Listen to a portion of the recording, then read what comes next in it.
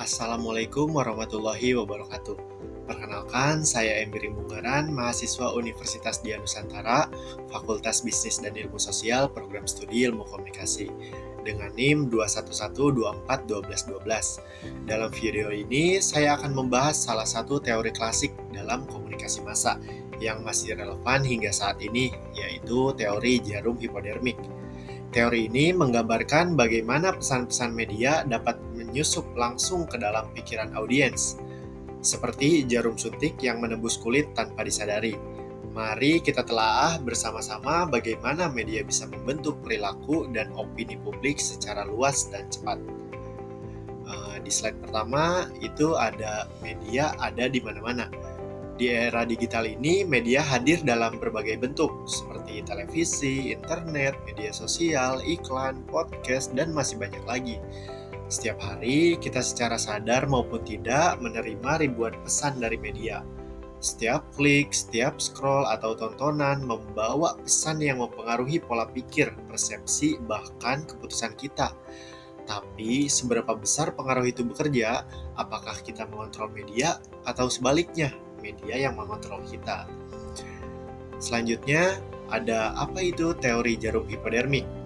Teori jarum hipodermik atau disebut juga magic bullet theory muncul pada awal perkembangan studi komunikasi massa. Teori ini menyatakan bahwa pesan media ibarat jarum suntik langsung masuk ke dalam pikiran audiens tanpa perlawanan. Audiens dianggap pasif, homogen, dan tidak punya kemampuan untuk menolak dan menyaring pesan. Pesan yang disampaikan media diasumsikan akan memberikan efek yang cepat, seragam, dan langsung kepada semua orang. Ini adalah model komunikasi satu arah, tanpa interaksi atau umpan balik. Selanjutnya, kita ke lahirnya teori ini. Teori ini berkembang pesat pada tahun 1920 hingga 1940, terutama di masa-masa setelah Perang Dunia I dan II. Pada masa itu, media seperti radio dan surat kabar digunakan secara masif untuk menyebarkan propaganda baik oleh negara, tentara, maupun kelompok kekuasaan. Karena literasi masyarakat masih rendah, informasi dari media dipercaya mentah-mentah. Media menjadi alat dominasi ideologi, dan masyarakat menjadi sasaran empuk manipulasi massal. Dari konteks inilah, para ilmuwan mulai meyakini bahwa media punya kekuatan untuk membentuk cara berpikir masyarakat secara besar-besaran. Selanjutnya, kita ke ciri khas teori jarum hipodermik. Teori ini memiliki beberapa ciri utama. Pertama, media dianggap sangat kuat. Setiap pesan dari media dianggap pasti akan mempengaruhi audiens. Yang kedua, audiens dianggap homogen, pasif, dan tidak punya kontrol. Mereka hanya seperti wadah kosong yang siap diisi oleh apapun yang diberikan oleh media. Ketiga, efek dari pesan dianggap langsung dan sama bagi semua orang. Teori ini mempertimbangkan faktor sosial, budaya, ekonomi, atau pengalaman pribadi audiens. Semua dianggap akan merespon media dengan cara yang seragam. Selanjutnya, kita ke kasus War of the Worlds tahun 1938. Contoh yang paling terkenal dari teori ini adalah siaran radio War of the Worlds oleh Orson Welles pada tahun 1938.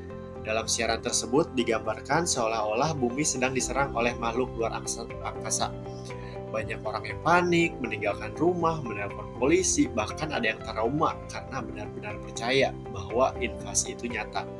Padahal itu hanya drama fiksi.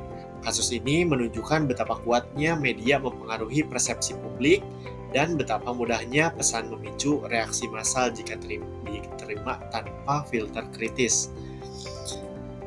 Selanjutnya kita ke masih relevan atau iya atau tidak teori jarum hipodermik ini. Meskipun teori ini lahir di era radio, dampaknya masih terlihat di era global saat ini. Kita bisa melihat dalam penyebaran hoax, misinformasi, terutama di media sosial dan grup pesan instan. Berita bohong tentang vaksin, politik, bencana, bahkan agama seringkali diteruskan begitu saja tanpa verifikasi. Banyak orang percaya dan bertindak berdasarkan informasi yang salah. Dalam dunia marketing, prinsip ini juga dipakai. Iklan yang emosional bisa langsung mempengaruhi keputusan konsumen secara impulsif. Ini menunjukkan bahwa di tengah rendahnya literasi digital, efek teori jarum hipodermik tetap kuat. Selanjutnya ke teori yang terlalu sederhana. Namun, teori ini juga menuai banyak kritik. Salah satu kelemahannya adalah asumsi bahwa semua audiens itu pasif.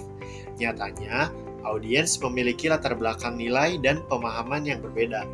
Banyak orang justru aktif memilih dan menafsirkan pesan yang mereka terima. Karena itulah lahir teori-teori baru seperti use and gravitation yang menyatakan bahwa audiens justru mencari media sesuai kebutuhan. Juga agenda setting yang menjelaskan bahwa media tidak mengatur isi pikiran, tetapi mengatur topik apa yang dianggap penting. Teori komunikasi terus berkembang mengikuti perkembangan zaman. Teori jarum hipodermik menggambarkan audiens sebagai penerima pasif, sedangkan teori kontemporer menggambarkan audiens sebagai pihak yang aktif, kritis, dan selektif.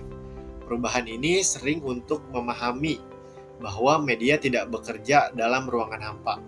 Peran audiens, teknologi, dan konteks sosial harus diperhitungkan dalam setiap proses komunikasi massa. Selanjutnya, apa yang bisa kita pelajari? Dari semua pembahasan tadi, kita bisa menyimpulkan bahwa media memang punya pengaruh besar, tapi kita juga punya tanggung jawab sebagai pengguna media. Literasi media adalah kunci agar kita tidak menjadi korban manipulasi atau informasi palsu.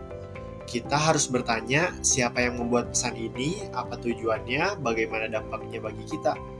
Mahasiswa komunikasi harus menjadi pelopor kesadaran media, bukan hanya konsumen pasif informasi.